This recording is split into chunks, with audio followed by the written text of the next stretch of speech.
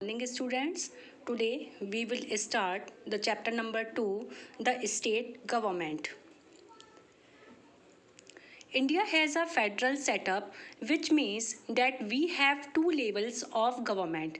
India के federal setup में government के टू लेवल हैं. First for the entire country जिसे हम सेंट्रल और यूनियन गवर्नमेंट कहते हैं and second work at the state level जिसे हम स्टेट गवर्नमेंट कहते हैं.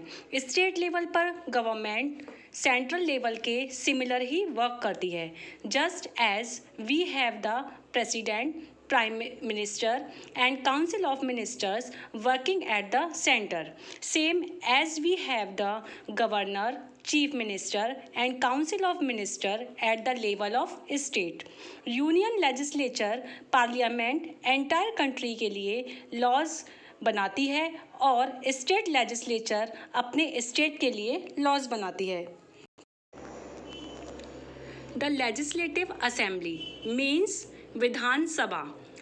हमारा संविधान maximum 500 members and minimum 60 members legislative assembly में प्रोवाइड कराता है. स्टेट के गवर्नर एंग्लो इंडियन कम्युनिटी के एक मेंबर्स को नॉमिनेट करते हैं यदि इनको लेजिस्लेचर असेंबली में रिप्रेजेंट नहीं किया गया है.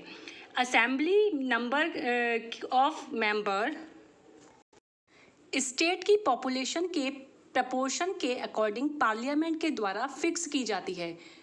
विधानसभा के मेंबर्स स्टेट के पीपल के द्वारा डायरेक्टली इलेक्ट किए जाते हैं. मेंबर्स की क्वालिफिकेशन एंड टीनियर लोकसभा के मेंबर के समान होता है. इलेक्शन यूनिवर्सल एडल्ट फ्रेंचाइज पर बेस्ड होता है. Means all the people above 18 years of age has the right to vote. Election में वोटिंग का सीक्रेट बैलेट सिस्टम फॉलो होता है. लेजिस्लेटिव असेंबली 5 ईयर के पीरियड के लिए इलेक्ट की जाती है लेकिन गवर्नर इसे पहले भी डिसॉल्व कर सकता है यदि वह फाइंड करता है कि काउंसिल ऑफ मिनिस्टर के against no confidence motion pass हो गया है या कॉन्स्टिट्यूशन मशीनरी का ब्रेकडाउन हो गया है. वह प्रेसिडेंट को लेजिस्लेटिव असेंबली डिसॉल्व करने एंड प्रेसिडेंट रूल इम्पोज करने की एडवाइस देता है. इसके अलावा वह चीफ मिनिस्टर की रिकमेंडेशन पर लेजिस्लेटिव असेंबली को भी डिसॉल्व कर सकता है. Speaker Vidhan Sabha speaker and deputy speaker को इलेक्ट करती है जो लोकसभा के स्पीकर और डिप्टी स्पीकर के सिमिलर ही वर्क करते हैं. वे विधानसभा के मेंबर्स के द्वारा आपस में ही इलेक्ट किए जाते हैं. जब तक new assembly new speakers and deputy speakers को इलेक्ट नहीं कर लेती तब तक वो अपने पद पर बने रहते हैं. They can be removed from office earlier also by a resolution of the house. Functions of the speaker. Speaker Vidhan Sabha की मीटिंग को प्रिसाइड्स करते हैं. वह यह डिसाइड करते हैं कि कोई बिल मनी बिल है या ऑर्डिनरी बिल. कोई भी बिल या रेसोल्यूशन उनकी परमिशन के बिना पास नहीं किया जा सकता. वे हाउस में डिसिप्लिन मेंटेन रखते हैं और देखते हैं कि हाउस रूल्स के अकॉर्डिंग फंक्शन करता है या नहीं. विधानसभा स्टेट लिस्ट में मेंशन सब्जेक्ट पर लॉज बनाती है. लॉज पास करने का प्रोसीजर सेंट्रल के सिमिलर ही होता है. अगर गवर्नर को फील होता है कि किसी पर्टिकुलर लॉ से स्टेट को बेनिफिट नहीं होगा then he can withhold his assent and send it to the president.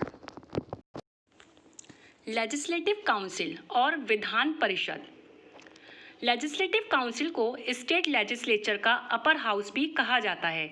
Legislative council की मैक्सिमम स्ट्रेंथ लेजिस्लेटिव असेंबली की टोटल स्ट्रेंथ की 1/3 होती है जिसमें मैक्सिमम 40 मेंबर होते हैं.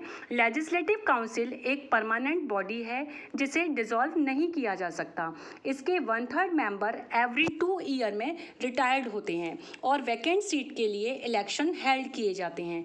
एक मेंबर का टीनियर पीरियड 6 ईयर का होता है. लेजिस्लेटिव काउंसिल का मेंबर बनने के लिए एक पर्सन इंडिया का सिटीजन होना चाहिए जिसकी एज 30 ईयर होनी चाहिए. कॉन्स्टिट्यूशन इंस्टीट्यूशन द्वारा स्पेसिफाइड क्वालिफिकेशन फुलफिल करता हो।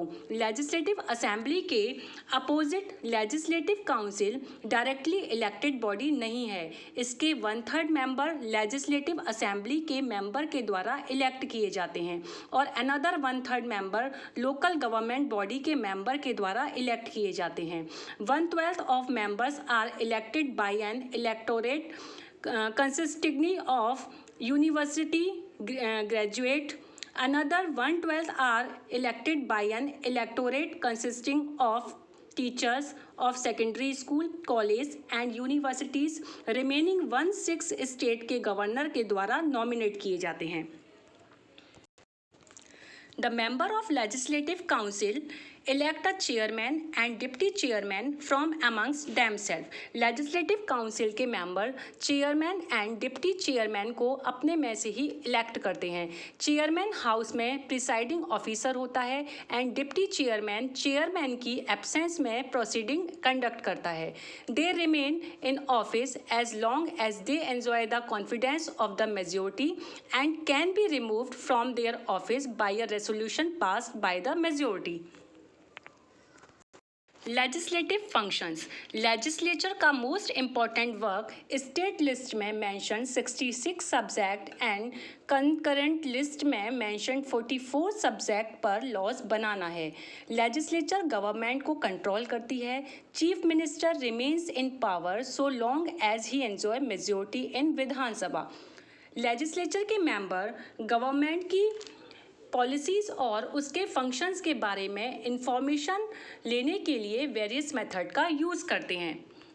Relation between legislative assembly and legislative council. Legislative assembly state के लिए एसेंशियल है जबकि लेजिस्लेटिव काउंसिल ऑप्शनल है। मनी बिल ओनली विधानसभा में इंट्रोड्यूस किया जा सकता है। विधान परिषद को 14 डेज के अंदर मनी बिल को या तो रिजेक्ट करना होता है या पास करना होता है, अदरवाइज बिल को पास माना जाता है। लेजिस्लेटिव काउंसिल के पास ऑर्डिनरी बिल पर लिमिटेड पावर्स हैं। यदि वह बिल को रिजेक्ट कर देता है या 3 मंथ के लिए इसे चेंज कर सकता है तो वह विधानसभा इसे अगेन पास कर सकती है। यदि legislative council with in 1 month इसे रिटर्न नहीं करती है तो इस बार बिल को पास माना जाता है। एग्जीक्यूटिव पर कंट्रोल रखने के लिए लेजिस्लेटिव काउंसिल के पास ओनली फॉर्मल पावर होती हैं। Thus we can see that legislative assembly enjoys more powers than the legislative council. How bills become law. Law बनाने के प्रपोजल को बिल कहा जाता है। Bill can be 2 types, ordinary bills and money bills. Ordinary bills daily administration से related है जबकि money bills tax लगाने या ट्रेजरी से मनी को स्पेंड करने से रिलेटेड है। एक ऑर्डिनरी बिल को दोनों हाउस में इंट्रोड्यूस किया जा सकता है जबकि एक money bill only legislative assembly में ही इंट्रोड्यूस किया जा सकता है। The introduction of the bill in the house constitute the first reading. Bill के minister and member in charge bill को इंट्रोड्यूस करने के लिए हाउस के स्पीकर से परमिशन लेते हैं। इस स्टेज पर ओनली बिल का टाइटल रीड आउट किया जाता है। ड्यूरिंग सेकेंड रीडिंग बिल को डिफरेंट एस्पेक्ट पर क्लॉज बाय क्लॉज डिस्कशन होता है। यदि इसे हाउस पास कर देता है तो बिल की थर्ड रीडिंग होती है। इस स्टेज पर वोटिंग होती है। एक बार बिल एक हाउस से पास हो जाने के बाद दूसरे हाउस में भेजा जाता है, वहाँ पर यही प्रोसेस अगेन फॉलो किया जाता है। यदि सेकेंड हाउस भी इसे पास कर देता है तो उसे परमिशन के लिए गवर्नर के पास भेजा जाता है। जब गवर्नर बिल पर साइन कर देता है तो यह लॉ बन जाता है।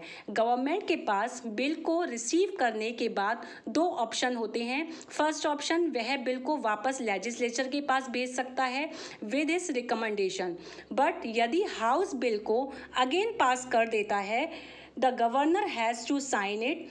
सेकेंड ऑप्शन, वह प्रेसिडेंट के कंसिडरेशन के लिए बिल को रिजर्व रख सकता है। State Executive. The State Executive consists of the Governor, the Chief Minister and the Council of Minister. State Government का पैटर्न सेम सेंट्रल गवर्नमेंट के पैटर्न जैसा होता है। स्टेट का हेड गवर्नर होता है जो कि काउंसिल ऑफ मिनिस्टर की एडवाइस से एक्ट करता है। गवर्नर को इंडिया के प्रेसिडेंट द्वारा अपॉइंट किया जाता है for a term of 5 year, but president governor को प्राइम मिनिस्टर की एडवाइस से रिमूव कर सकता है। क्वालिफिकेशन: गवर्नर बनने के लिए कोई भी पर्सन इंडिया का सिटीजन होना चाहिए और उसकी एज 35 ईयर होनी चाहिए।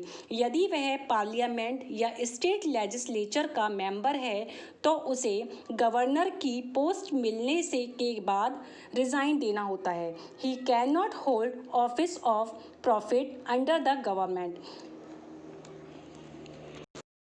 पावर्स एंड फंक्शंस: गवर्नर की पावर्स एंड फंक्शंस प्रेसिडेंट की पावर एंड फंक्शन के सिमिलर हैं।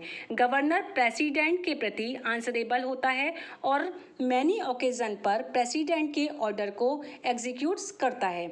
Executive power: he is the constitutional head of the state. All administration उनके ही नेम से कैरिड आउट होते हैं। यही रीज़न है कि इम्पॉर्टेंट अपॉइंटमेंट उन्हीं के द्वारा किया जाता है। He appoint the leader of majority party in the state legislature as the chief minister of the state. Chief minister की एडवाइस से वह काउंसिल ऑफ मिनिस्टर को अपॉइंट करता है and all the top level state official को भी appoint कर सकता है। Legislative power: he summon the session of state legislature and addresses the first session of state legislature. Governor की परमिशन के बिना कोई भी बिल लॉ नहीं बन सकता। उसके पास प्रेसिडेंट के कंसिडरेशन के लिए बिल को रिजर्व रखने की पावर भी है। यदि स्टेट लेजिस्लेचर सेशन में नहीं है तो गवर्नर ऑर्डिनेंसेस ऑर्डर इशू कर सकता है। ये ऑर्डिनेंसेस स्टेट लेजिस्लेचर के नेक्स्ट सेशन के 6 वीक तक फोर्स में रह सकते हैं जब तक कि स्टेट लेजिस्लेचर द्वारा इसे डिसअलाउड नहीं किया जा सकता। बजट भी लेजिस्लेटिव असेंबली भी गवर्नर के नेम से ही प्रेजेंट किए जाते हैं। Judicial power: the governor can grant pardon means वह माफ़ी दे सकता है और कन्विक्ट के पनिशमेंट को सस्पेंड कर सकता है। डिस्क्रिशनरी पावर्स: कुछ सिचुएशन में गवर्नर काउंसिल ऑफ मिनिस्टर की एडवाइस पर एग्री नहीं होता है। इस सिचुएशन में वह अपनी डिस्क्रिशनरी पावर्स को यूज़ करता है। कॉन्स्टिट्यूशन के प्रोविज़न के अकॉर्डिंग स्टेट में गवर्नमेंट को कैरी आउट करना पॉसिबल नहीं है। इस सिचुएशन में गवर्नर प्रेसिडेंट को रिपोर्ट सेंड कर सकता है। This reports recommends president's rule in the state. वह चीफ मिनिस्टर के अपॉइंटमेंट में अपनी डिस्क्रिशन का यूज़ कर सकता है if there is a hung legislative assembly. The chief minister: after the election government बनाने के लिए लेजिस्लेटिव असेंबली में मेजोरिटी वाली पार्टी के लीडर को इनवाइट करता है। गवर्नर काउंसिल ऑफ मिनिस्टर को चीफ मिनिस्टर की एडवाइस से अपॉइंट करता है और उन्हें ऑफिस मीन्स पद और सीक्रेसी की शपथ दिलाता है। Chief minister council of minister की मीटिंग की अध्यक्षता करते हैं। He act as a link between the governor and council of minister. Chief minister के पास मिनिस्टर को डिसमिस करने, अपॉइंट करने और रीशफल करने की पावर है। He also coordinate the work of different minister. Council of minister 3 category से कंप्राइज होती है। First cabinet minister, second ministers of state and third deputy minister. The cabinet minister hold independent charge of various department. इन्हें state के minister और deputy minister के द्वारा assist किया जाता है। Minister of state can hold independent charge और ये कैबिनेट मिनिस्टर को असिस्ट करते हैं। Deputy minister are lowest rank. ये कैबिनेट मिनिस्टर और स्टेट के मिनिस्टर के वर्क में हेल्प करते हैं। Each minister in charge of a particular department किसी सब्जेक्ट से रिलेटेड होता है जो स्टेट लिस्ट में दिए होते हैं। मिनिस्टर कलेक्टिव रिस्पॉन्सिबिलिटी के प्रिंसिपल पर वर्क करते हैं, विच मीन्स अगर कुछ भी रॉन्ग होता है तो एंटायर काउंसिल ऑफ मिनिस्टर को रिजाइन देना होता है, which effect means that government has to go. State administration state level की executive, permanent and political executive से कंप्राइज हुई है। पॉलिटिकल एग्जीक्यूटिव में head of the state and minister include हैं, जो डिफरेंट डिपार्टमेंट के हेड होते हैं। जो पॉलिसी स्टेट एडमिनिस्ट्रेशन के अकॉर्डिंग रन की जाती है is determined by the political executive. लेकिन एक्चुअल प्रैक्टिस में administration large number of government official के द्वारा रन की जाती है, जो रिटायर होने तक अपने कार्यकाल को परमानेंट बेसिस पर रखते हैं। वे मेरिट के बेस पर अपॉइंट किए जाते हैं और पॉलिटिकल एग्जीक्यूटिव में चेंज होने के साथ पोस्ट वैकेंट नहीं करते हैं। These civil servants are the backbone of administration. Government के ब्यूरोक्रेट्स डिफरेंट डिपार्टमेंट के डिफरेंट अफेयर्स को मैनेज करते हैं। हर डिपार्टमेंट के ब्यूरोक्रेटिक हेड को सेक्रेटरी कहा जाता है, जो कि आईएएस कैडर से बिलोंग करता है। इसका selection union public service commission के द्वारा किया जाता है। He also act as adviser to the minister on all important matter. The chief secretary head of the secretaries who supervise departments। Secretaries के ऑफिस को सेक्रेटरीट के नाम से जाना जाता है। मिनिस्टर के ऑफिस भी सेक्रेटरीट में लोकेट होते हैं।